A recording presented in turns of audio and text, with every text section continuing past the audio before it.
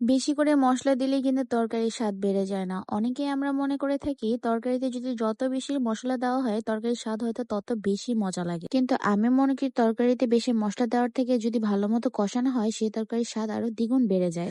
গরুর ভুঁড়ি এমন একটা জিনিস যেটা আমরা ছোট বড় সকলেই পছন্দ করে থাকি, কিন্তু অনেকেই আছেন গরুর ভুঁড়ি একটা বাজে গন্ধের কারণে তারা খেতে চান না। কিন্তু এই গরুর ভুঁড়িটাকে যদি একটু ভালো মতো সময় নিয়ে কষানো হয় আমি মনে করি এর মধ্যে থেকে আর কোনো বাজে গন্ধ পাওয়া যায় না। তো কিভাবে আজকে আমি এই ভুঁড়িটা রান্না করলাম সেটাই আপনাদের সাথে শেয়ার করছি। তো কথা না বাড়িয়ে রেসিপিতে ফিরে যাই। Flashback. ভুঁড়ি রান্না করার জন্য প্রথমে ভুঁড়িটাকে আমি কেটে ধুয়ে ভালো মতো পরিষ্কার করে নিয়েছি। এখানে 800 গ্রামের মতো ভুঁড়ি আছে। একটা গরুর সমস্ত অঙ্গ প্রত্যঙ্গের মধ্যে মাংস থেকে বেশি কেন জানি আমার এই ভুঁড়িটাই সবচেয়ে বেশি ভালো লাগে। আর এই ভুঁড়িটার প্রসেস করাটাও কিন্তু অনেক কষ্টের ব্যাপার। সেই কষ্টের ভয়ে কিন্তু আমরা এই ভুঁড়িটা খাওয়া থেকে অনেকেই দূরে থাকি। কিন্তু আপনারা যদি চান আমি অবশ্যই এই ভুঁড়ি পরিষ্কার করার একটা ডিটেলস ভিডিও আপলোড করব। তো এইদিকে ভুঁড়ি কাটাও অলরেডি হয়ে গিয়েছে এবং আমি 4-5 থেকে